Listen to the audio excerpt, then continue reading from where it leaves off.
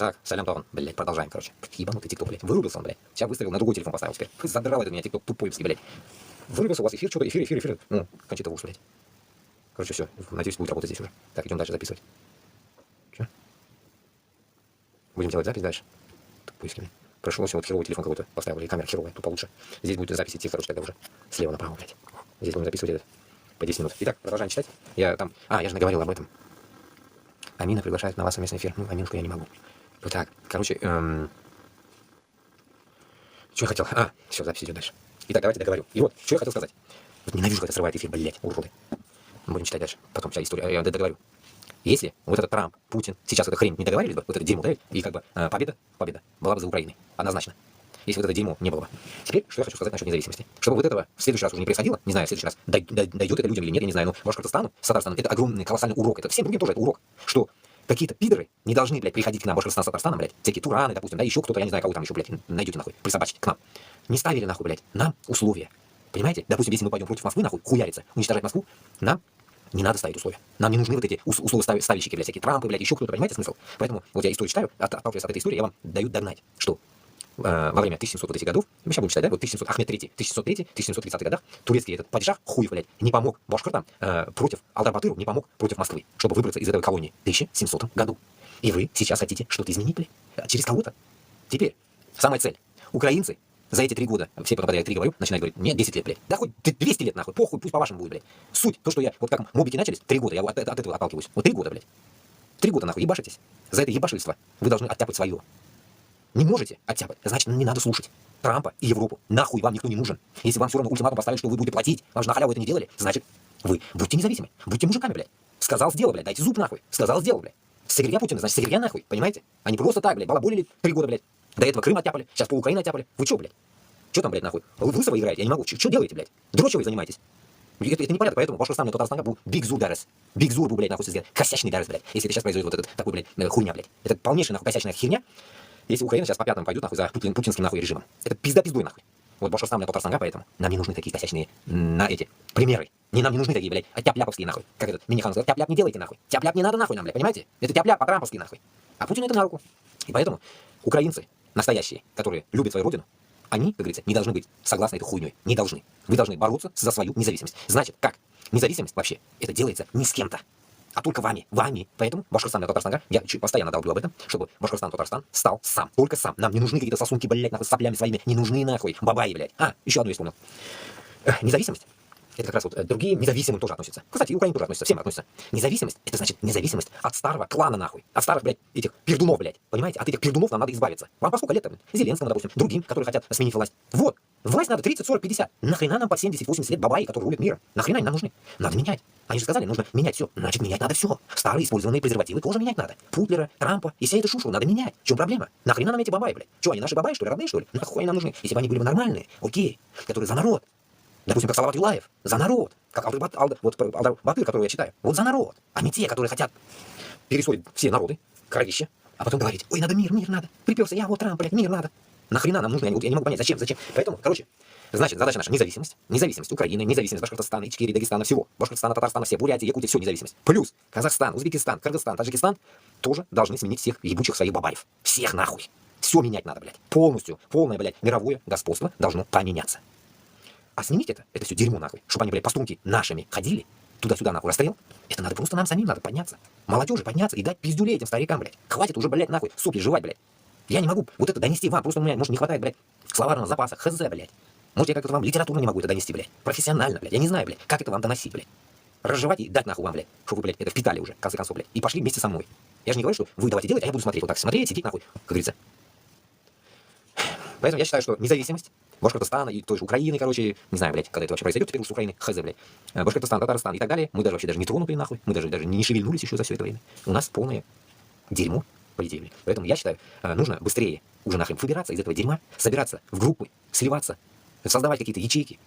Вот такие, не такие какие-то ваххабитские, блядь, террористские, игилские, нахуй, которые мне вчера один, блядь, хуй, блядь, мозг выносил, блядь, в телеграме у меня, блядь, мозга ебал мне, блядь. Не такие, а нормальные. Нормальные, которые хотят жить, блядь, нахуй, как вот в Европе, как в Америке, вот нормально, стабильно. Чтобы у каждого, блядь, пенсия не меньше 1000 баксов была, блядь. Зарплата не меньше 2 косарей, нахуй, евро. Понимаете, вот примерно вот такой стране надо жить, каждый. И нехуй ездить по странам потом, блядь, искать, нахуй, деньги. Свою страну надо строить. Свою, и не дергаться отсюда нахуй. Возвращать людей обратно, блядь. Не надо нахрен дергаться. Блядь, у каждого у себя должен жить, блядь. У каждого есть свое. Даже я вдобавок скажу, Дагестан. На днях мы узнали, что в Дагестане газа до хера. Чего только нету. И нефть, оказывается, есть вроде бы уже. Понимаете? Все есть. Просто Москва не дает им копать. Так, давайте договорим. Я это запишу. Так, третий стрим, короче. Поэтому я считаю, Туанлар, друзья, я не знаю, Фройнда, Майнфройнда. Короче, хватит уже, блядь, херню мается, реально, я вам скажу. А, еще добавлю. Если мы так вот так дальше будем телиться, вот здесь в Европе еще одна хрень происходит. Вот только что где-то наткнулся, блядь, в Италии. В Италии какие-то нахрен нацисты начали появляться. Это, блядь, из этой категории, наверное, из истории. Как это там был, блядь, черт нацист? Из неувлюбленных. Ну, я мусульманин, это не мое. Ни тебе, ни мне, ни мне, не мое. Как там, блядь? Короче, это не мое. Данкишон. И вот, в Италии тоже какая-то хрень. В Германии какие-то АДГшки, блядь, вылазят, понимаете? Почему? Зачем? Зачем этот нацизм, блядь? Мы вот так, блядь, от этого путинского нацизма. Нахрена тут в Европе еще нацизм, блядь, этого ничего не хватало, блядь. Понимаете, у нас, кроме этого Путина, еще до хрена проблем, оказывается, если уж на то пошло, понимаете? Блин, надоело, блядь, как-то. Звук закрылся, разворот. Поэтому, не знаю, попутно буду все вспоминать, буду говорить. У меня уже, блин, в голове, блин, кошмар. Давайте читать дальше. Меня вот эта история больше волнует теперь, чем даже вот этот мир, блядь, который с ума сходит, блядь. И вот, короче говоря, этому Мураду выдали что-то и отправили, короче, обратно. Дальнейшие события походили на приключенческий роман. Это я читал как раз все. Крым, короче, он упиздил. Крепкий мир, короче. Типа у турков, оказывается, турецкий султан с царем русским учинил крепкий мир. Аж, блядь, меня от этого, блядь, не знаю, блядь, калашматит аж, блядь, от этого, то, что я читаю, блядь. После этого он дал Мураду халат, 2000 левков и отправил обратно в Крым. Просто уму непостижимо, блядь. Забыл здесь записать надо. Если я еще без обид, я не могу отвечать на комменты ваши, если увижу, отвечу. Не заикайся. Черт какой-то. Пошел нахуй. Что за пидор ты, блядь? Келлинге. И сейчас, сын, блядь. Какой-то, блядь, нахуй. Хуй, блядь, нахуй. Беловолосый. Отдельно, узкожопый, нахуй. Идите нахуй отсюда, блядь. Вообще, блядь. С ТикТока идите нахуй, дрочите, вон, сосите у Путина, нахуй. Пиздуйте отсюда, нахуй, ладно? Заебали уже. Мы с вами в Ютубе будем встречаться. В ТикТоке мне мозга не ебите, нахуй. Так. Интересно, что русский посол в Османской империи Толстой. Пиздец, да? П.А. Толстой какой-то. Сразу же заметил появление башкирских представителей, рассказывая о событиях 1706 года. Историк Соловьев какой-то, блядь, там тоже историк Соловьев, блядь, писал. Толстой дал знать, что приехал от крымского хана Мурза Алей, посыльщик ханов. С ним хан писал к порте, что татары, читай, башкиры. Эти башкиры они татарами называли, блядь. Я не могу понять, блядь, ублюдки. Нахуй руки возьму. Сука, тяжело читать, блядь.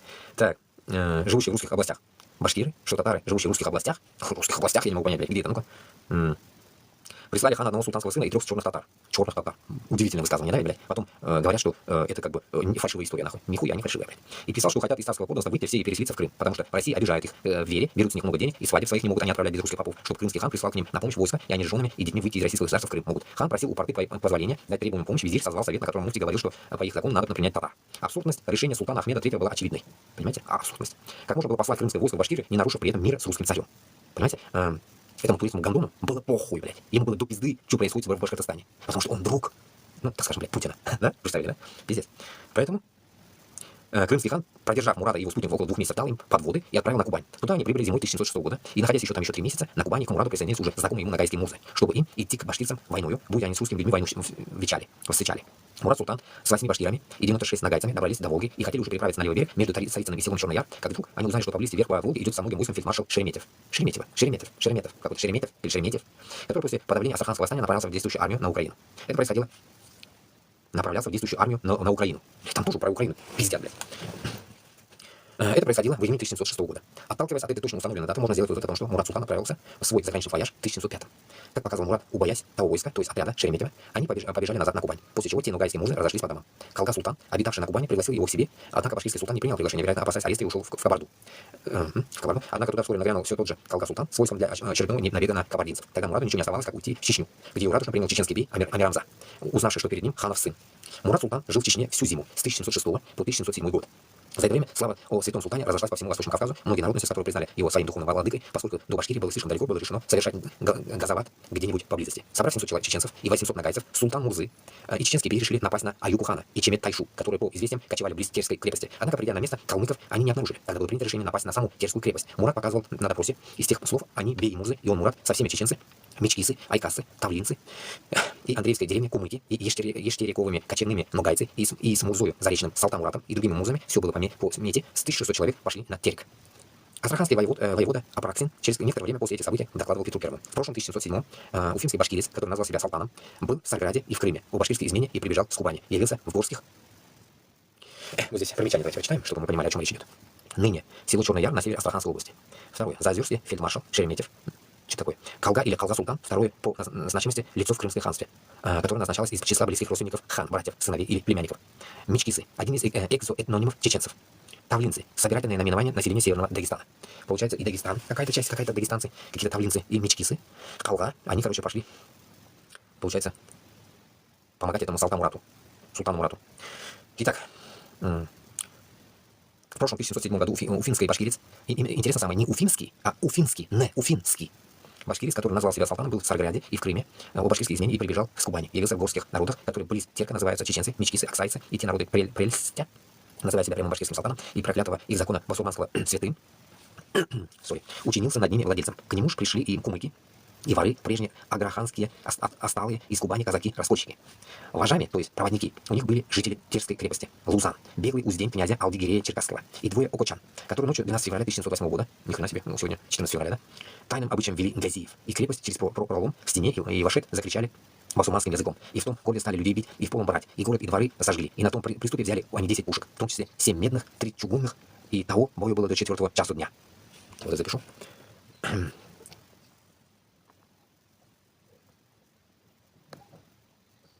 Сейчас так.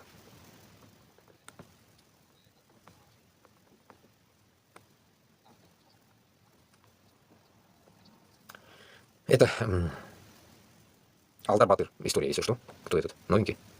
История, короче, Башкортостана с Татарстаном. И всей вот этой, что нас, точнее, их постигало в те времена. Про это. Сейчас. Так. Идем дальше. Итак. Ну, короче говоря, вот эти все собрались с этими Муратом, Султан Муратом, все чеченцы, эти все и идут, да, сжигают. И на том приступе взяли они 10 пушек, в том числе 7 медных, 3 чугунных, и того бою было до 4 часу дня. Это я как-то по-дурацки читаю, так что не обессудьте, это старорусский какой-то язык, это дебильные слова вообще, не могу понять. Город оказался в руках Мурата и его сторонников. Остатки гарнизона во главе воеводы Вильяминовым укрылись в цитадели Кремля. К святому султану явился черкесский князь Деви Мурза со своими уздениями и, поклоняясь, целовал его в полу, стал ему говорить, что ему от его воинских людей, от мичкисов и черкасов чинится великое разорение и грабеж. Мурат отдал приказ не разорять их, мусульманские слободы, и призвал к себе чеченского бея, приказал ему, чтобы поставить у них на дворах траву, чтобы они никуда не ушли. На 4-й день осады Терского Кремля к нему явились Андреевской деревни владелец Чапан Шавкал и аксайский владелец Салтан Макут бей, которые провели 400 конников и пехоту. Среди приверженцев Мурат султана также был Маргунский бей Султанбек. Да, еще добавлю, почему я это читаю.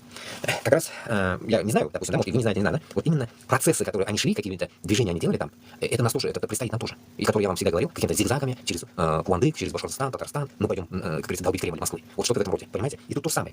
Они, видите, со стороны Крыма, со стороны Чечни, Кавказа, они входили в этот чертовый московские земли, узкожопые земли. Вот куда-то они вот шли, непонятные названия старые, но мы сейчас будем понимать, где это вообще, это что за названия, какие-то страны. И вот поэтому мы должны брать это тоже в толк, почему они так делали, как оно это все происходило. Но мы-то херню маяться, я думаю, не будем. На каждой земле есть свои, так скажем, наместники. На Кавказе кавказцы, на Урале мы. Вот так как бы мои слова, которые я постоянно говорю, поход должен быть осуществляться со всех земель, прямо на Москву, со всех земель. Они так, что туда пришли, потом оттуда туда пошли, они вот что-то зигзагами ходят там, что происходит у них. Почему? Потому что они там долбились, но почему-то они за помощью пришли к туркам, турки нахуй послали, крымские татары тоже нахуй послали, и они попали на Кавказ. И вот с кавказцами они дальше пошли долбить этих узкожопых. На следующий день, 16 февраля 1708 года, был предпринят штурм Кремля 600 кумыков. Вы понимаете, вот даже по нациям можно определять чеченцев, ногайцев, башкир и других бросились в атаку. Но городовые сидельцы по них из пушек и из мелкого оружия стреляли и побили многих. И больше того приступов к городу не было. После этого газии стали копать шансы. Из тех шансов на город стреляли дней с 10. Тем временем мобилизованные астраханскими воеводой Апраксиным, будущим казанским губернатором, силы в количестве 1200 солдат, 3000 калмыков и 650 астраханских юртовских татар подошли к Терской крепости. Где эта Терская крепость, блядь, я не могу понять. Наверное, это где-то, блядь, Саратов, наверное. Потому что они же на Башкортостан идут, на Казань спасать. Вот где-то оно там, наверное, Ульяновск, Саратов, Саранск, блядь, вот, или, я не знаю, Мордва, вот это места, блядь. 26 февраля 1908 года подоспевшая подмога и осажденные одновременно ударили с двух сторон. Первый ударили газием в тыл, а Терский гарнизон совершил вылазку, во время которой был убит Брагунский бей. А Мурат, султан, был ранен, нихуя себе, и взят в плен, блядь. Из Терской крепости его переправили в Астрахань, а затем в Казань, где он после жестоких пыток подвергся мучительной казни, был повешен за ребро. О, понимаете, блядь, нахуй, как они издевались уже в те времена, блядь. Маньячелы конкретно эти узкожопые. Получается, они проиграли, потому что на них дохуя пошло людей. Давайте примечание почитаем, что за хрень-то. Окучаны, ококи или окоицкие люди – это вайнахский род, вайнахи, которые некоторые исследователи отождествляют с предками чеченцев акинцев. Чеченцы-акинцы были, оказывается, это, понимаете? Это, так скажем, не знаю, их есть вообще сейчас или нет, чуть-чуть, наверное, осталось. Это где-то вот как раз-таки, вроде бы они остались на территории Дагестана. Некоторые окочаны несли военную службу в Терской городке и имели рядом с ним Окотскую слободу. Гази, третий, араб, воитель, борец за веру, который осуществляет газават, то есть джихад меча, газават. Не надо газоват. Говорят же, блядь, таджики. Газоват не надо. Так, Андреевская деревня или Андрей-Аул – старинное кумыкское селение. Андрей, аул, блядь. Пиздец, эти уёбки, везде Андрюша, Иванушка, блядь, поназывали нахуй, блядь, все наши мусульманские деревни, аулы, блядь, ебанутыми названиями своими, суки. Старинное кумыкское селение Индирей. О, Индирей, понятно. И центр одноименного княжества. Ныне это крупное село Хасавюртовском районе Дагестана. Я же говорю, блядь. Вот это вот Дагестан, Хасавюртовский район, Дагестан. А это все было кумыкские селения. А еще какая-то часть Дагестана, это вообще Чечня, если на то пойдешь. Пятое. Аксай. Блядь, пишут. Аксай. Естественно, что старинное кумыкское село, Кумыкское Аксай, и центр одноименного княжества, являющийся владением Аксайского Улубия, территория, на которой располагалось село, ныне входит в зону застройки село Тукчар, Тукчар-Навалакского района Дагестана. Ну, это я не знаю. Брагуны. Кумыкские селения и центр одноименного княжества. Ныне это село на территории Гудермесского района Чеченской республики. Видите, как перемешано. Где, кто, чего? Да там у них тоже, блядь, сыр-бор, эти узкожопые понадавали друг другу, чтобы у них война была. Вот как у нас, блядь, с Казахстаном. Наши какие-то земли, как мы поняли, поэтому Кустанайская область, еще какая-то область, это все башкирские земли были, оказывается. Понимаете? Так, идем дальше. Султан был ранен и взят в плен, да? Из Терской крепости его переправили в Астрахань, а затем в Казань, где он после жестоких пыток подвергся мучительной казни, был повешен за ребро. Очень печально. Сейчас я вот скину запись. Я тут запомнился уже. Будем читать дальше. Так, это что-то. Давайте его назовем. Вот так, султана повесили. Султан Мурата. Султан Мурата повесили, напишу. Не повесили. Так. Так, все, тарих. Так, секунду, все. Просто надо я запись делаю, потому что плохо гарантии нет этим тиктоком. Твари могут уничтожить полностью. А тут хоть параллельная запись нужна. Так, идем дальше. Ну, что там у вас? 3:45? Сейчас, секунду. Я взгляну-ка.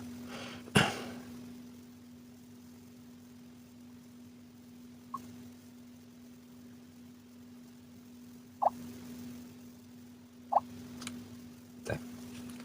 Сори, так. Был повешен за ребро, да, мы сказали.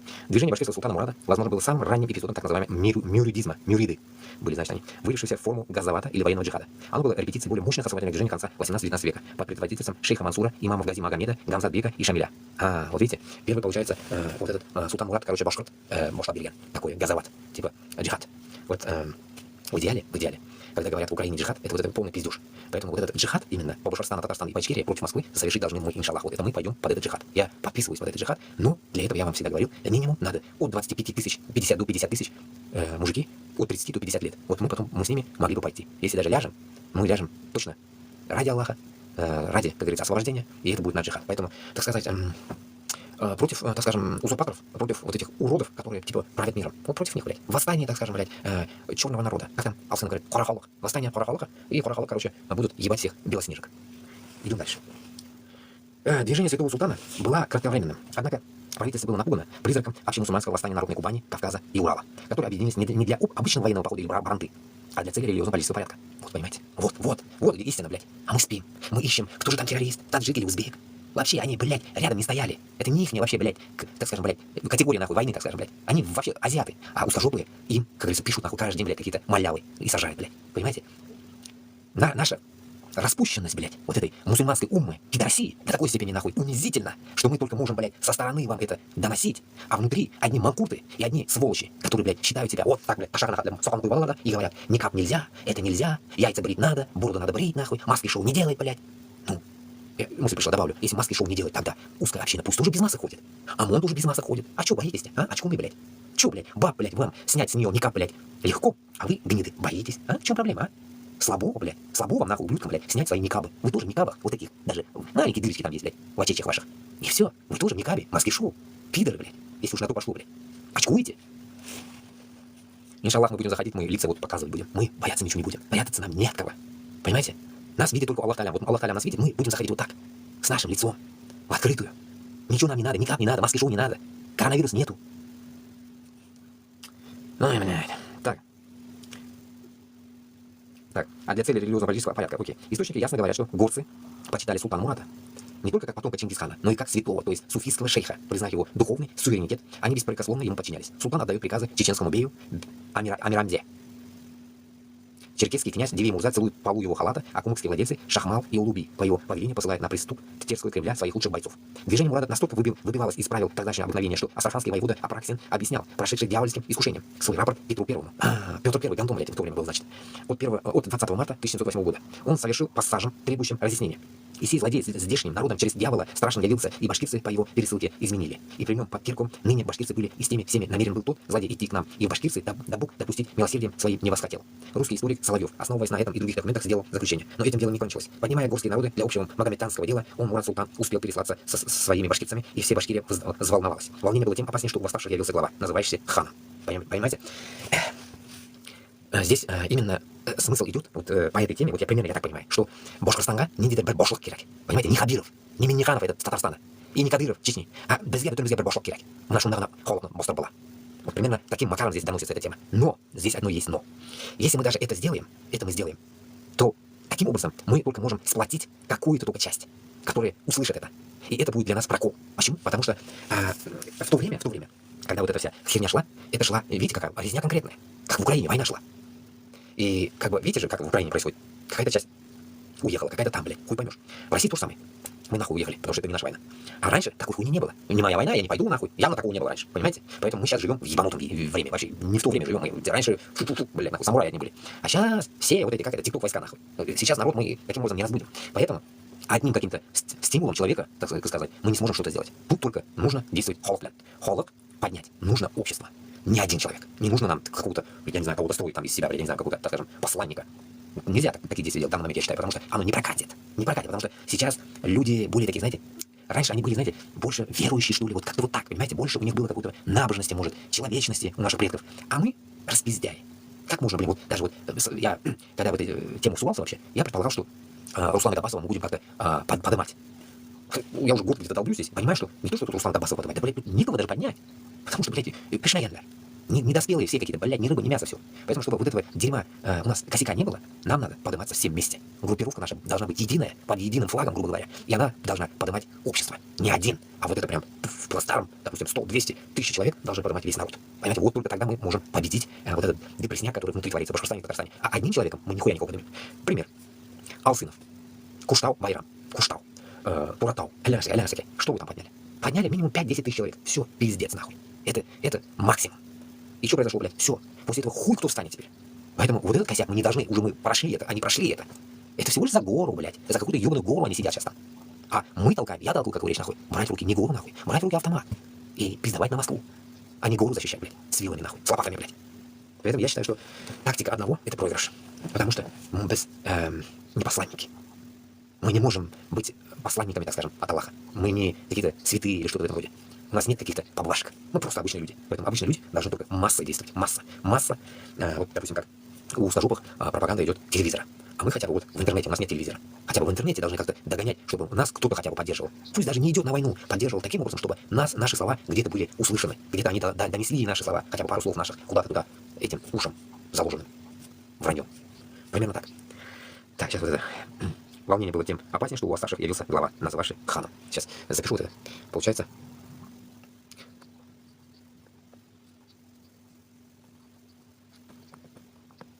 Секунд. Так. Просто на другой тикток записываю по 10 минут. Потом здесь я скачаю его, не скачаю, я не знаю, когда у меня появится Wi-Fi, я скачаю. Потом его надо делить, делов до хера, блядь. Его надо заеб, блядь, тикток вытаскивать, такой заеб, блядь. Нахрена тикток не делает, как YouTube, сразу, чтобы загрузился мой эфир, блядь. Тут поиски тикток, блядь. Эфир потом скачивать надо, а в тот день 2 часа я пиздел. Сегодня, кстати, я сколько уже говорю? 50 минут. 2 часа пиздел в тот день, блядь. Блядь, больше 10 гигабайтов, блядь. Я его устал закачивать, я его весь день скачивал, блядь. С этим. Ладно, хоть какой-то там Wi-Fi бывает иногда у меня. Уличный. Так, идем дальше. Блядь, сейчас вот здесь. Вот оно опять. Срывается интернет.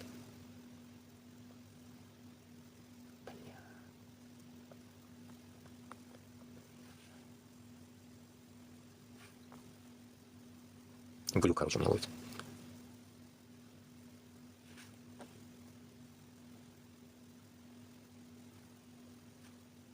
Просто Wi-Fi на раздаче не работает. Сейчас, секунду. Глюканул, блин.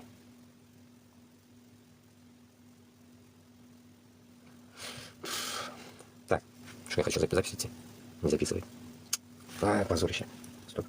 Врубить надо все интернета.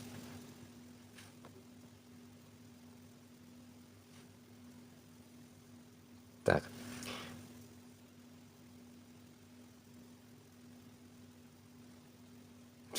Очко, блядь. Чего оно не грузит, а? Как они могут Эти телефоны сраные меня достали, реально. Короче, берешь телефон, вот новый вроде бы, ТикТок не работает. Вот дерьмо, блядь, с этим ТикТоком. Я не знаю, блядь, почему он такой ТикТок, блядь, такой трудный, китайский, да, вот китайский, видно, что, блядь, корявые нахуй китайские руки делают. И телефоны их ниже, блядь, и ТикТок их не, блядь, сраный, блядь, тупой. Сука. Перезагрузить, наверное, надо, блядь. Хоть перезагрузить даже возможно, блядь. Все, он ушел в спячку, короче, все, пизда его, нахуй. Сука. Очень долгий, блядь. Если только он становится очень долгий. Ладно, читаю так, блядь, нахрен запись не получается. Отсюда придется записывать потом. Итак, продолжаю. Апраксин, конечно же, ошибался, говоря, что башкирцы по его пересылке изменили. Как известно, восстание башкир началось уже в 1704 году, а в 1705-1706 годах приняло форму вооруженного выступления без никакого-либо участия Мурата. Однако святой султан, находясь в Крыму и в Кавказе, какое-то влияние на Башкирию все же оказывал, коль скоро астраханский воевода упоминал о его пересылке с восставшими башкирами. Вероятно, что несколько месяцев пребывания на Кубани и в Чечне он сумел наладить канал связи с лидерами восстания и своим племянником Ибрагим ханом, находившимся в Башкирии. Ибрагим хан еще был. Так, вот здесь примечание почитаем. Баранта. Набег с целью грабежа или вид имущественной мести, который, в отличие от кровной мести, харамта, не должен быть сопровождаться человеческими жертвами. Баранта. Итак, наладить канал связи с лидерами восстания и своим племянником Ибрагим ханом, находившимся в Башкирии. В ходе сенатского расследования 1722 году бывший уфимский воевода Лев Аристов показывал, что в сентябре 1707 он посылал отряд князя Гуракова к вору Алдару для поимки вора-самозванца Салтана Абреема. Блин, тут тоже надо. Секунду. Что же это проверка вот эта, блин, какая-то? Ребусы, блядь. Гадай. Так, к вору Алдару для поимки вора-самозванца Салтана Абреема и возмутителей кубанцев, которые были по призыву башкирскому и уфимскому уезде, и воров-изменников, башкирцев, которые ездили в Царьград, Юрматынские волости Сулеймана Уразеева с товарищи. Юрматынские волости, видите, Юрматы, башкирт, Юрматы, Ру. Юрматынские волости Сулеймана Уразеева с товарищи.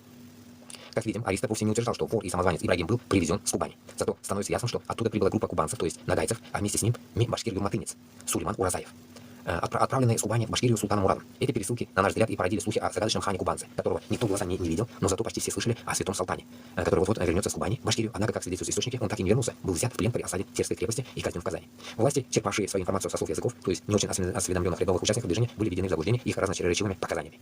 Остается объяснить смысл показаний старшины Бурзянской волости Сейдбая Алкалиткина, который, находясь под следствием в 1740 году, говорил, что во время башкирского восстания в 1704-1711 годах Алдар посылал от себя башкирцев на Кубань для выбора кого к себе в ханы, и те привезли к нему кубанца Батыр-хана. И от посланного на них войска тот выбранный хан бежал в Киргиз-Кайсацкую Орду, и после этого Алдар в том же году зимою начал бунтовать. В данном случае Сент-Бай логически соединил друг с другом два факта.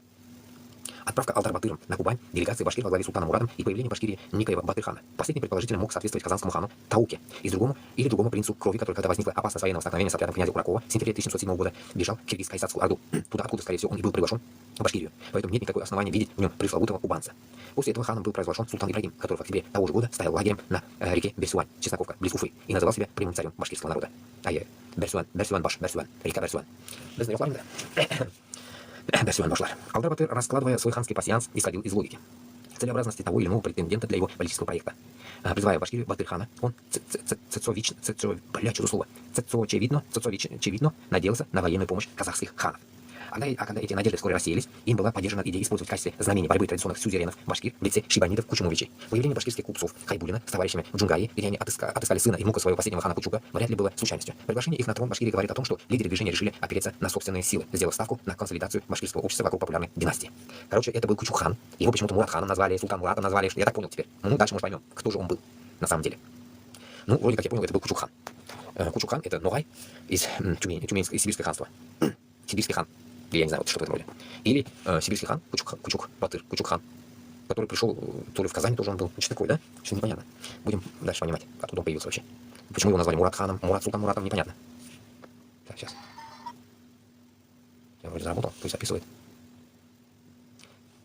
Ладно, Ибрагим хан остался в Башкирии, а Султан Мурат, считавшийся святым Аулия, был послан в Крым и Стамбул, чтобы добиться от крымского хана и османского султана военной помощи. План изначально был несбыточным. В 1569 году турецкая армия не смогла добраться даже до Астрахани, поэтому об успешном походе турецких крымских войск в Башкирию не могло быть и речи. Понимаете? И они просили их, блядь, я просто херею, блядь, нахуй. Просто херею. Почему они не просили казахов, я не могу понять, блядь, попёрлись, блядь, нахуй куда-то, блядь, в Крым, нахуй, блядь, в Турцию, блядь, как хуйнёй маялись, блядь.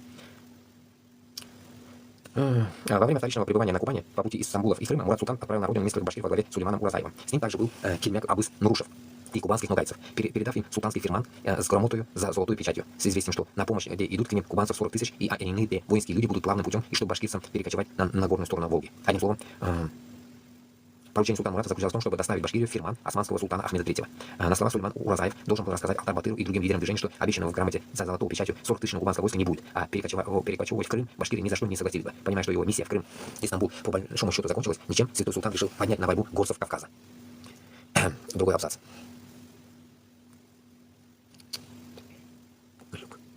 Сейчас, секунду. Перемирие и раскол движения. Отступая перечисленно превосходившимся войсками боярина Хованского. Вот этот Хованский заебал, блядь. Всю историю он ходит тут. Часть башкирских отрядов переправилась на левый берег Хамы и в Уфимский уезд, а другая часть отошла к реке Иж и остановилась в деревне Фарзи. С ними ушли тысячи казанских татар, которых на родине ожидали расправа и рабство.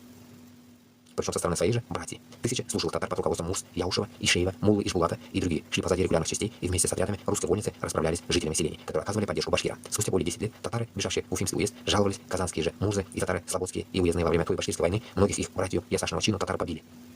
А иных в полном забрали к себе и неволю. Мужеско, женское полу и между себя друг другу невольно продают. А иных держат у себя неволю и по сие время, а слава лежит на одних башкирцев, будто они казанский уезд разоряли. Получается, вот, когда наплыв, получается, моих предков было, получается, значит, со стороны Казани пришли они в те края, уфимские стороны, наши татары, получается, вот в эти времена, значит, в 1700-х годах. А и там говорю, что моя бабушка рассказывала, что переехала с одной деревни почему-то на другую деревню. А та деревня как раз-таки находилась, так скажем, как раз-таки на той дороге, как раз, которая связывает Татарстан с Башкортостаном, примерно в тех сторонах. Получается, вот это есть вот Уфимский уезд и так далее. Это все башкирские, по идее, земли. Туда приперлись просто татары. Вот и все нахуй. Вот это и есть доказательства. Вот, понимаете? Это то же самое, что, допустим, Оренбург и другие земли, которые ближайшие Башкортостану, тоже были, это земли Башкортостана. А их приписали хуй поймешь кому, Челябинску, блядь, нахуй, Екатеринбургу, блядь, нахуй. Это все наши земли. Вот это и вот вам и дает понятие, что в Уфу, на уфимские земли, блядь, приперлись эти татары, блядь, в те времена. А эти татаристы пишут, что это были наши земли. Хуй вам, блядь, нахуй, ваши земли, блядь. Тут таван насур блядь.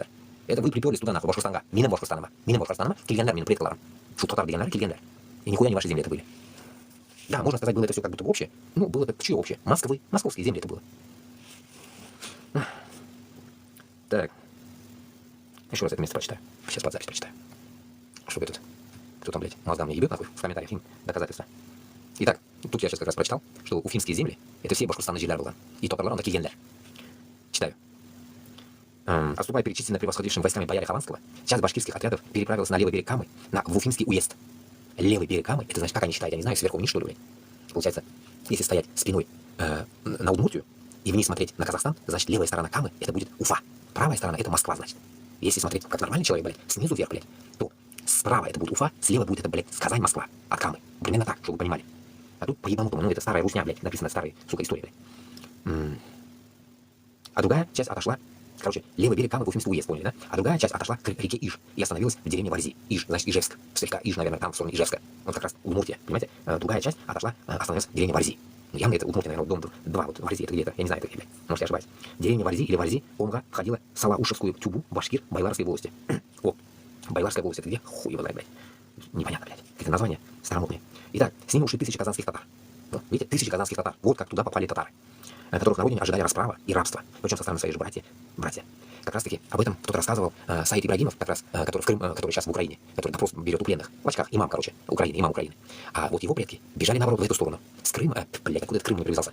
С Татарстана бежали, когда вот это раскулачивание, вот это крестоносство происходило, борьба. Ихние предки бежали, наоборот, в сторону этого, не Перма, блядь, в сторону Чувашии, в сторону Саранска, а он же мордвинский татар.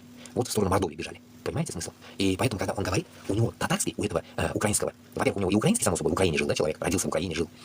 У него акцент есть. У него акцент какой-то, ну, честно, ебанутый акцент, блядь, я вам скажу, блядь. Нормальные татары так не говорят, блядь. Это как будто как, он говорит, как нижегородские. Даже хуже, блядь. Они хоть, ладно, понятно, ЦЦМЦ, а это прям акцентирует, как будто какой-то узкожопый говорит, блядь, нахуй, на татарском, блядь. Это как будто я на английском говорю, блядь, нахуй. Уж вот такой, аж ухо режет, нахуй, блядь. Вот этот противно татарский, блядь, который, сука, вроде он знает, но акцент, блядь, такой. Вот это и есть, нахуй, люди, которые переселились из пизды Кукуя в другую сторону. А наши, получается, мои предки, переселились в Башкортостан и сделали правильный выбор. Нехуй, блядь, узкожопую сторону переселяться, я не могу понять, нахуя они так сделали. Ну, значит, вот голова такая была. А другая часть вообще уебала в Турцию, когда Иван Грозный крестил. Туда упиздили. Где эти татары? Хуй его теперь, хуй найдешь, где эти татары, блядь. Все, они всплыли, нахуй, в Турции, блядь, они исчезли, блядь, нахуй. Вот так вот. Куда пойдешь, от того наберешь, блядь. Не зря говорят, блядь. Вот куда пойдешь, и там пропадешь, блядь. В итоге, Башкортостан келген татарлар, Башкортларга рахмат берген тиешлер, что сіз юғалып қалмағансыз. Как те другие, которые ЦЦМЦ, блядь, какой-то пиздят, блядь. У нас, альхамдулилля, Башкортостанда литературный татарский. У нас литературный, истинный татарский. Ничем не отличается от казанского, по идее. Это казанский, там наебашили еще каких-то ебанутых слов. Даже в казанском у них ебанутые слова, блядь. Казанский татарский, он тоже не настоящий, не литературный. Он ебанутый, нахуй. А вот уфимский, он самый оригинальный, понимаете? Это как у нас узбекский, андижанский, он самый оригинальный, литературный язык. А вот эти другие ташкентские, другие, нахуй, районы Узбекистана говорят, мансан, хуянан, блядь, нахуй, это, блядь, поеботина их, нахуй, тоже тошни, блядь. Щева, нахуй, это ебаные, блядь, которые испортили язык, нахуй. Пизду, блядь. Оригинал, нахуй, узбекский только в Андижане. Вот кто знает андижанский, значит, он знает узбекский настоящий. А другие это поеботины между таджиками, нахуй, и узбеками. Вот этот, между ними образованный язык, блядь. Между таджиками и узбеком образованный язык хуйня получается. И у татар то же самое. Между русскими и татарами образованный язык хуйня. Цацам, отца, блядь, нахуй. Вот это дерьмо. Так, идем дальше. С ними ушли тысячи казахских татар, которых на родине ожидали расправы и рабства. Причем со стороны своей же братьи. Свои же братья, блядь. Хуй, блядь. Потому что продажные. Казанские продались, блядь. Продались этим узкожопым, нахуй. А потом еще пиздят. Сейчас мне еще, блядь, они будут, блядь, читать, нахуй, мне уроки, нахуй, блядь. Хуй вам сраку, казанский, блядь. Без башкортостана керсек, кутыризге сегебез, нахуй, хозан главное. Кутыризге сегебез, нахуй. Думхайтер сегебез, улусная брия, нахуй. Особенно еще коммунарно, нахуй. Который, если на нашу сторону не перейдете, пизда вам всем, блядь, пизда, блядь. Кто тут нахуй. Пятая грязно, ероб сегебез, нахуй. Так. Тысячи служил татар под руководством Мурсин, Яушева, Ишеева, Мулы и Жбулата. И другие шли позади регулярных частей и вместе с отрядом русской вольницы расправлялись с жителями селений. Нахуй, это мрази были, манкурты сраные, блядь, которые оказывали поддержку башкирам. Спустя более 10 лет татары, бежавшие в Уфимский уезд, жаловались. Казанские же мурзы и татары, слободские и уездные во время той башкирской войны, многих их братьев ясашного чину татар побили. Видите как? Своих же свои, блядь, убивали, блядь. Гниды ебаные, продажные. А иных в полон забрали к себе и в неволю. Мужская, женская полу, и между себя друг другу невольно продают. А иных держат у себя неволю, и по ее время, по все время, слава лежит на одних башкирцев, будто они Казанский уезд разоряли. А которые их братья татары ясашного чину, башкирцы, полонили, и после Хованского уговора эти полонные живут в Уфимском уезде и до ныне на воле. Вот, видите? А вот здесь еще дополню один такой пиздеж. С другого места я, помните, тогда еще читал, когда в ютубах у меня был стрим, эфир был у меня открыт. Как раз, что там говорилось? Юрматинцы, как раз, там еще кого-то называл, пошел против устожопых, чтобы спасти Казанское ханство создать. Помните, я один кусочек читал истории башкир. Юрматинец был из Сардамаха или откуда, Сышимая, я не знаю, откуда оттуда был, который пошел против Русни, чтобы спасти татар. В Татарстан, понимаете, чтобы Башкортостану открыть дорогу в Татарстан, и чтобы оно как бы вот большое было, все, обратно вернуть вот это ханское дело, понимаете? Они оттуда сюда, блядь, а оттуда туда постоянно шли. Вот в чем разница, нахуй, татар и башкортов. Понимаете, какая разница идет, блядь? Тут, блядь, явно какая-то, нахуй, вшивость, нахуй, блядь, татар играет, блядь, мощную, нахуй, даже в данный момент роль, блядь, что, я так понимаю, что вот это как раз, если брать, нахуй, ебаного этого, блядь, кошавчики, нахуй, блядь, не зря, нахуй, просят, нахуй, турков, блядь, чтобы им помогли, нахуй. Потому что они уже потеряли, нахуй, все, что можно. Они уже потеряли в Татарстане какой-то смысл, что они пойдут против Русни, блядь. Поэтому они, наверное, долбятся в Турцию, чтобы они помогли, блядь. Но мы не Татарстан. Мы из Башкортостана. Я из Башкортостана себя могу назвать и татаром, и башкортом, и, конечно же, узбек. Поэтому мы, нахуй, не будем, нахуй, склоняться ни туркам, нахуй, ни азерам, нахуй, никому, нахуй. Мы будем только саждать Аллах Талям. Намаз укысан, саждать классан, Аллах Ансорисан. Все это, все. Только так. Вот мы только таким образом сможем, как говорится, достичь поднятия духа своего народа. По-другому никак. Мы, иншаллах, рано или поздно, когда Аллах Талям нам откроет путь, мы встанем, там ни Украина, нахуй, никто нам, нахуй, не нужен будет, блядь. Тупо, нахуй, пойдем, нахуй, хуяриться с Москвой. Вот и все. Просто сейчас, в данный момент, нас мало. В данный момент пока я один, вообще-то. Ну, там есть, наверное, какие-то визуальные люди, но нас мало. Поэтому мы должны сплотиться только с Башкортостаном. Башкортостан только надает, нахуй, лещей, нахуй, и Москве, нахуй, и Казани, нахуй, всем вам пиздюлей вкачает, нахуй, Башкортостан, и, как говорится, поможет вам взять независимость. По-другому никак. Из Татарстана я еще не встретил, блядь, людей, одни балаболы, нахуй, в виде Айсена, нахуй, блядь, которые балаболят, нахуй, в Турции, нахуй, о том, что, блядь, они что-то добьются, нахуй. Хуй вы что добьетесь этим балаболством своим, нахуй? Ничего, нахуй. Пока вы не начнете, блядь, как я, нахуй, призывать, блядь, к оружию, блядь, вы ничего нихуя не добьетесь. А если вы начнете тоже к оружию призывать, это уже будет какой-то, не так, что, блядь, как голос эхо, где-то, блядь, в туннеле, блядь, постоянно как будто я ору, блядь, и никто меня не слышит. А это уже будет, нахуй, эхо. Вот так, короче, понимаете? Эхо будет настоящее. Когда и Айсен, и Габасов, и Кашапов все скажут, что планлар, берем оружие в руки и идем на Москву. Вот это и есть будет восстание нормальных, правильных людей. А до этого вы балаболы, нахуй, которые пиздят, нахуй, чтобы, я не знаю, блядь, собрать аудиторию, что ли, я не знаю, блядь, для чего они, нахуй, вообще живут, блядь, для чего они вообще, блядь, читают эту историю и видишь книгу, читаешь книгу, видишь фику, нахуй. Это нахуй. Если ты до такой степени замудрился уже, мудрёный батон, ядрёный батон, нахуй, ну, выплескивай, сука, это. В дело уже, нахуй, в дело выплескивай, блядь, а не, блядь, пиздобольством занимайся, блядь. Вот это меня бесит, нахуй. Поэтому если в идеале, если появится какая-то здесь, с Украины, еще, я не знаю откуда, которые против Москвы люди, Беларусь, Украина, Грузия, кто может меня вытащить, как говорится, на крупный многофункциональный эфир, я выйду с вами на разговор, на дебаты, на разговор, на просто попиздеть. Я могу выходить хоть каждый день, пока есть у меня время. Поэтому, если что, передавайте тем людям, там, допустим, вот я хотел бы попиздеть, допустим, по уничтожению Путина, нахуй, Цымбалюком. Вот его мысли с моими как-то сходятся, блядь. Просто у него нету, так скажем, тоже толчка. Ему надо подкинуть, блядь, нахуй, пару, блядь, мыслей от меня, чтобы он шевельнулся и докладывал туда внутрь, блядь, что, какие мысли, допустим, что на Москву не надо искать американцев или европейцев, блядь, как сейчас готовят, я вспомнил еще одну тему, как готовят сейчас французы, европейцы какую-то, нахуй, войска отправить в Украину, или там просто готовят, вдруг, если нападет Россия. Этого всего можно избежать. Всего лишь послушать меня. Набрать нас из Башкортостана, Татарстана, дать мне возможность собрать их на вашем плацдарме в Украине, и просто тупо мы пойдем завоевывать свои земли, уничтожать Москву, тем самым освобождая ваши территории. А ваши территории сами по себе освободятся, когда мы, так скажем, отведем от вас войска с нашу сторону. Потому что нашу сторону войска у Путина уже нету. Все у вас задействованы. Поэтому вытаскивать вас из этого дерьма сможем только мы. Регионы. Это Кавказ и Урал. Все. Вот надежда у вас огромная, колоссальная. Это нужно и европейцам донести. Вот была бы возможность, я бы им сказал бы что-нибудь. Нет у меня таких, сука, вышестоящих лиц, которые меня подвели бы к эфиру такому. Я бы им сказал бы, что помощь только придет изнутри. Помощь от Аллаха, помощь изнутри, можно сказать так, само собой, только внутри. Потому что помощь утопающему только его своя, так скажем, блядь, барахтаться, чтобы не утонуть нахуй. Никто не может помочь. А мы как раз таки утопающие люди, которые в дерьме утопаем уже 500 лет после падения казанского ханства. Мы ощутили нахуй, что такое нахуй, так скажем, рабство. Наши предки ощутили, что такое нахуй коммунизм. Наши предки ощутили, что такое нахуй нищета. Это мы сейчас вроде бы как будто бы вышли из нищеты, но смотришь, блядь, как там, блядь, сука, живут в Башкортостане, Татарстане, охуеваешь, блядь. Какая нахуй богатство, блядь. Одна нищета, блядь. Понимаете, вот до хрена проблем, блядь. И читая историю, я понимаю, что не зря восставали раньше. Не зря, блядь, не просто, блядь. А сейчас мы даже восстать не можем, блядь. Восстать. Мы до такой степени стали беспечными цикунами, нахуй. Грубо говоря, девочками, блядь. Которые не могут сказать, взять слово и сказать, сука, Путин, что ты оборзел, нахуй. Или ты, нахуй, нормально делаешь, или иди нахуй, блядь. И все, и все. Но сейчас уже и это уже поздно говорить. Надо говорить просто независимость и только. Все. Больше ничего нам нахуй не надо. Сейчас. Я запишу вот это. Так, Башкортостан, татары бежали из Казани. Напишу. Такое название даю этому эфиру. Пусть смотрят, читают, просвещаются. Вот примерно так. Так, вот здесь были комментарии сейчас. А почему так? Сейчас. Что, почему так? Что, почему так? А ты уверен, что твой народ пойдет за тобой? Пойдет, конечно. И ты пойдешь, если надо будет. И тебе там в задницу кол поставим, нахуй, ты тоже побежишь, нахуй. Проблем не будет. Главное, нам нужен плацдарм. Понимаете? Если был бы у нас плацдарм, вообще проблем не было, нахуй. Вот, допустим, у Украины есть плацдарм.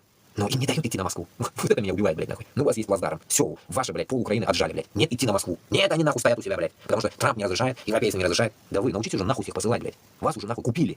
Все, вы оружие покупаете за свой счет, блядь. Вы донатите уже 3 года по 10 гривен, блядь. Донатите. Вам нахуй уже всю пора послать нахуй всех, блядь. И сказать, это наша земля, это наша корова, и мы ее доим, нахуй. Идите нахрен эти, блядь, узкожопые, сраные, блядь, москалятина, блядь. Вот примерно так ваше должно действие быть, блядь. Где вы, нахуй? Если вы сейчас вот так с рук спустите это все дерьмо, блядь, по Украине отдадите Путину, что за хуйня, блядь? Срочно надо Зеленскому, нахуй, выйти на связь и сказать, Зеленский, никуда не шагом, нахуй, сука. Шаг назад надо, блядь, расстрел, блядь. Никакой согласия не пойдет, блядь. Никакой, нахуй, что Путин заберет эти земли. Нихуя. Путин возвращает все земли. Вы им, нахуй, нихуя ничего не возвращаете, блядь. Курс, блядь, кусок этого суджа, нахуй, отдадите и пизда, все. Да ничего там, вы ничего не взяли, блядь. Всю Украину забрать обратно, блядь. И Крым тоже. Освободить от этой пидорасии. Вот такие должны быть ультиматумы с вашей стороны. Вот только такие. А не трамповские, блядь. Бля, просто хуею. Так, ладно, читаем дальше. Эта война, это договорняк наши власти продали. Вот, поэтому украинцам, я вот до этого как раз говорил, вот даже записываю его, сейчас на другой эфир, говорил, чтобы украинцам, я вообще год говорил об этом до этого, чтобы украинцы не слушали никого и создали свое государство независимое. Не надо вам НАТО. Вот это бесит, блядь, НАТО, блядь, тараторит это Зеленский, НАТО меня возьмите, НАТО, нахуй. Ты как, блядь, в детстве, возьмите меня тоже, блядь, возьмите меня тоже, нахуй. Нахрена, блядь, вам НАТО, блядь, вам можно свое государство построить, блядь, независимое. Че, блядь, Киевская Русь, блядь, была, что ли, блядь, нахуй, в НАТО раньше, блядь? Она сама была мощная, блядь, хуй ложила всем, блядь. Нет, они прутся в НАТО. Нахуя вам НАТО, блядь? Нам ни Туран не нужен. Нам ни Туран, ни НАТО, ничего нахуй не надо нам, блядь. Свободный Башкортостан должен быть. Под колпаком, нахуй, уже надоело жить. Вы что, не можете понять, что ли? Жить под колпаком, это значит быть, нахуй, сосунком ихним, блядь. Что сказали, то и делаете, блядь. Сосать, лежать, нахуй. Лизать, нахуй. Вот. Еще вот эту хуйню не могу понять, блядь. Я что-то не вкуриваю, блядь. Сегодня начали пиздеть, блядь. До Порошенко доебались, до Коломойского доебались. А как до Коломойского могут доебаться? Коломойский куда он делся вообще, блядь? То ли посадили, говорят, блядь. Как? Коломойский же, блядь, ставил этого, сука, блядь, этого хуя Зеленского, блядь, на престол, это, блядь, Украины. Коломойский, блядь, сам же ставил его, блядь. И что он, Коломойский, Зеленский, что, Коломойского посадил, что ли? Я что-то не могу, ну-ка, кто тут шарит в этой теме? Разъясните, мне не дошло. Я еще не копался, блядь. Коломойский куда делся, блядь? Этот еврей, блядь. Этого, блядь, Зеленского же, он его посадил на этот трон, блядь. Вот это я не могу вообще вкурить, блядь. Ой, какая-то херня какая-то происходит там у вас. Типа посадили. Ну? А официально его посадили. А как Коломойского посадили, если Коломойский сам Зеленского, блядь, посадил, блядь. На президентом сделал. Коломойский, блядь, это олигарх, ёпта. Его оставил, блядь. Как Зеленский, блядь, его мог посадить, блядь? Что ни хрена не понял в этот момент, блядь. Что, Зеленский своего, так скажем, папочку посадил, что ли? Вот, нихуя тут мир катится куда, да, блядь? Не могу понять, блядь. Так. Так, где я там остановился? Так. И вот дальше. А которые братья татар Ясашева чину, башкирцы, полные и после Хованского уговора, и те полонные живут в Уфимском уезде и до ныне на воле. Короче говоря, кто уехал в Башкортостан, были на воле. Решение Башкир дать убежище татарам, убежище дали. Прикиньте, вот это и есть, блядь, как раз где-то я читал об этом, и как бы все кто-то со мной спорил уже, блядь.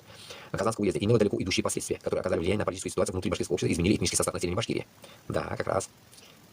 17 марта 1708 года Хованский дошел до Елабуги, Алабуга, это вот это как раз дроны где хуярят, и разбил там лагерь. Демонстративно показал, что на территории Башкирии вступать не собирается, чем вызвал критику со стороны воинственной казанской партии, которая еще 2 месяца назад слезно умоляла царя о помощи. Казанский воевода Кудрявцев писал своему товарищу Сергееву, находящемуся в это время в Москве, зело опасаемся, что он, то есть Хованский, не слепил какого нелепого с ними башкирами договору. Примерно через месяц, 14 апреля Он уже жаловался князю Меньшикову, обвиняя боярина в том, что он вступил в переговоры с башкирами. А как господин Хованский был в Казани, и из Казани выступя, с теми ворами чинил пересылки на письмах, а иные к нему и приезжали. О чем и какие с ними чинил договоры, того мы не видаем. Его число над ними никакого промысла и не имел. И за Каму реку в Уфимский уезд не пошел, и никого не послал. Стоит со всеми в одном месте у реки Камы, в селе Елабуги, а при нем ратных людей, конница и пехота 8 тысяч слишком.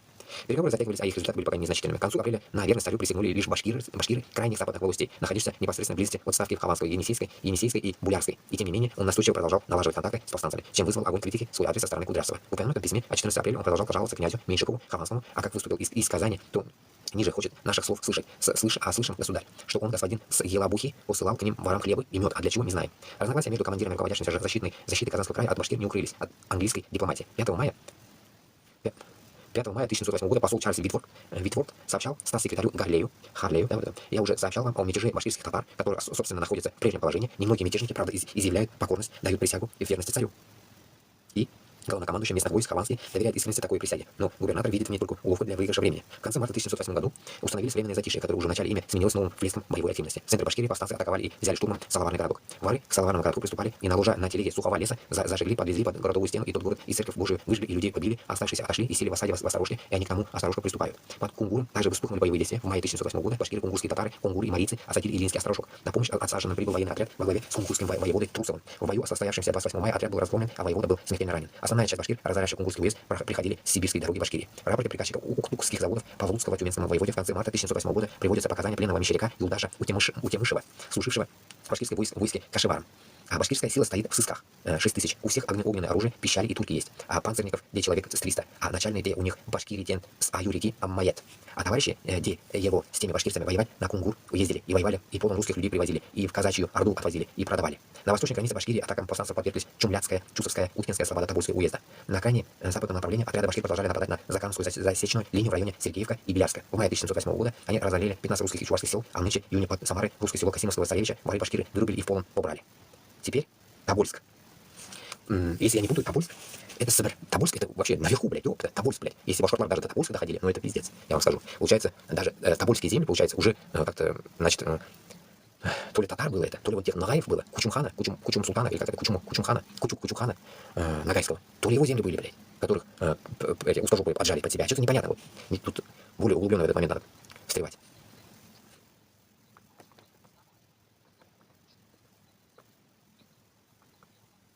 Секунду, запишу, блин. Просто это.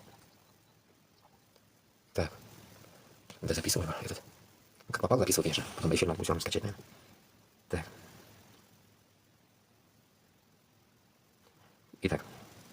Тем не менее, Хованский продолжал свою мирную инициативу, и она стала приносить существенные плоды. 26 мая он со своим войском выступил из Елабуги и переправился на левый берег Камы у села Челны, чтобы приводить к присяге башкир. Из Ижурской канцелярии в разряд сообщилось. И мая 31 числа послышал поход, и башкирцы, приехав, лучшие люди, и это всех Уфимского уезда 4 дорог, всем войском в винах своих великому государю добили челом, и пришед к ним боярине воеводе в полк по своей вере Куран целовали, а другие наибольшие мерзкие люди к куранному целованию приведены на той стороне Камы, реки. Примечание, вот здесь почитаем, что тут.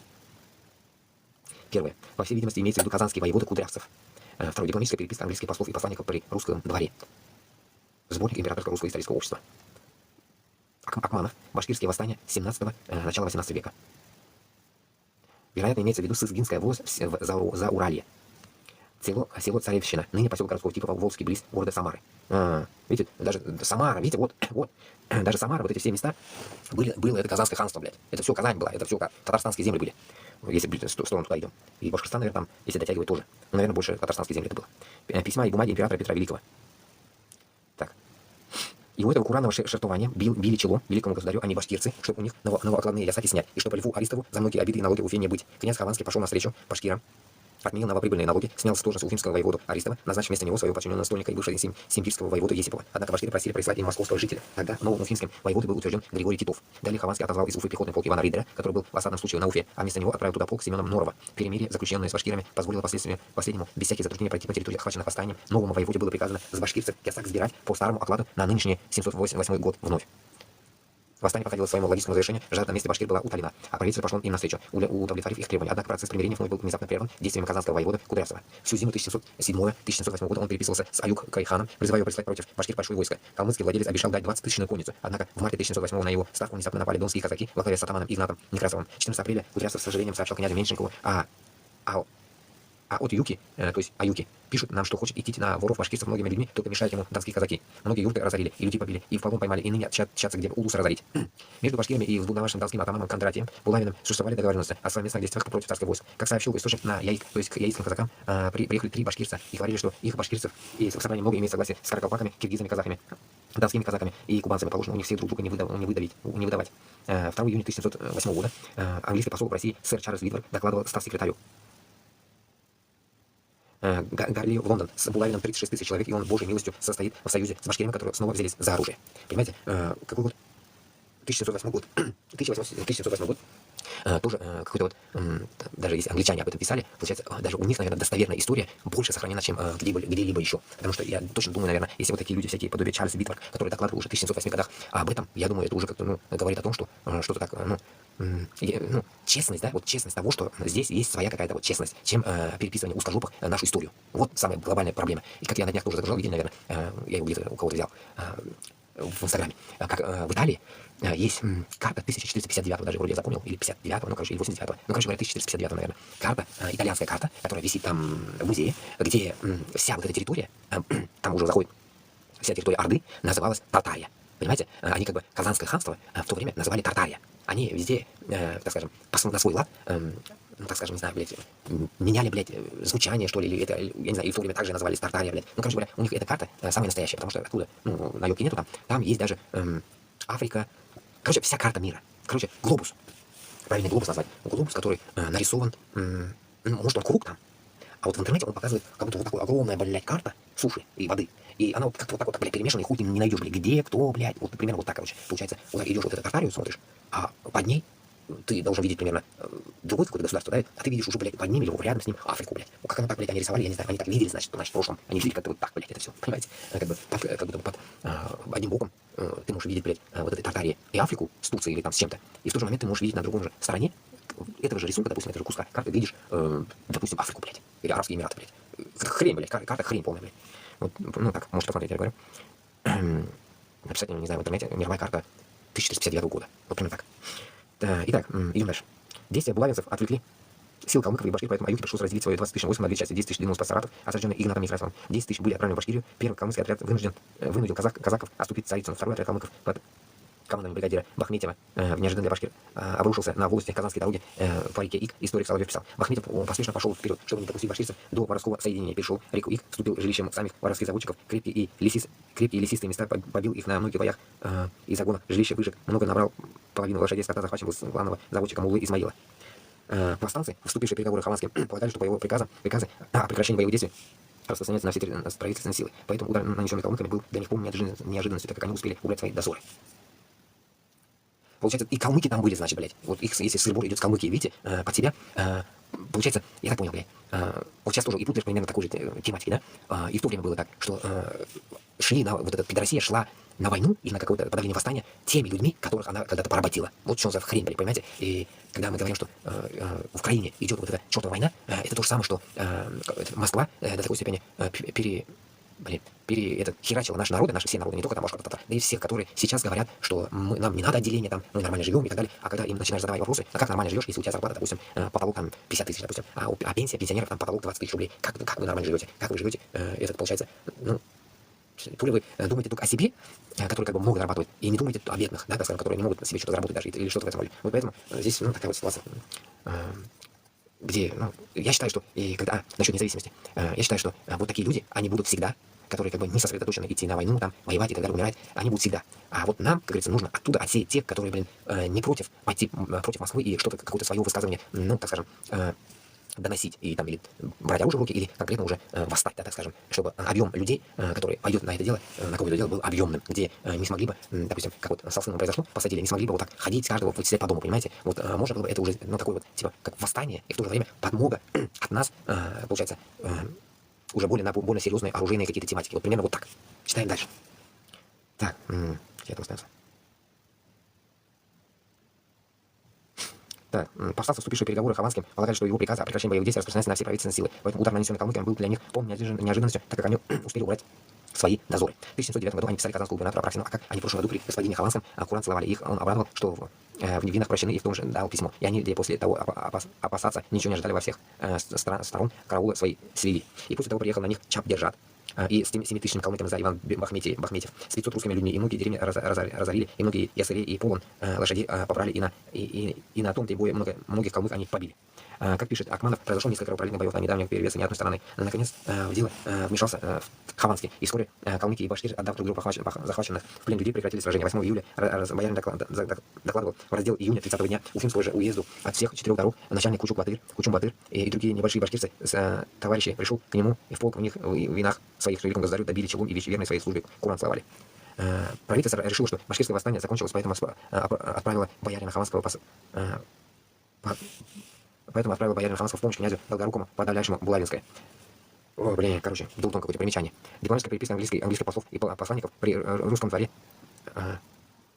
Соловьев, история бывшей история. Да. Что-то у меня крыша уже едет, замыкаю, теряю, где я читал. Дипломатическая переписка английских послов и посланников при русском дворе. Это примечание. Чак Дорч Жаб, старый сын Аюки хана, полководец и правитель калмыцкого ханства. 1714-1722 год. Такие имена странные, у калмыков тоже пипец. И башкирское восстание 17-18 века. Так. Подавляющим Булавинское восстание. Перед отъездом он произнес пророческие слова. И того, где он опасен, что ими ворами Львом и Сидором Арестовым пущего возмущения не учинили. Таким образом, в официальном переписке разряд государственного органа военного управления братья Арестовы открыто были названы ворами. Разумеется, никаких последствий слова Хованский не возымели. Все казанские деятели остались на своих постах, и никто из них не ответил за свои злодеяния. В случае с губернской реформой во главе вновь учрежденной в мае 1908 года Казанская губерния к великому разрешению всей Казанской царстве был поставлен бывший астраханский воевода Апраксин. Но Кудрявцев также не остался без должности. Он был назначен комендантом Казани полностью сохранил свое влияние в губернии. Комиссары Сергеев и Вараксин также сохранили свои посты. Братья Аристовы были вызваны в Москву для разбирательства по указу ближней канцелярии стала органа административно-финского контроля. Кудрявцев обратился к князю Меньшову, главному казнокраду России, и тот сумел прекратить расследование. Так, 52-я страница. Короче, Туганар я, наверное, завязываю этим. Пипец, спать охоту я уже читаю на автомате, короче, я ничего не понимаю. Рахмат всем, кто был на эфире.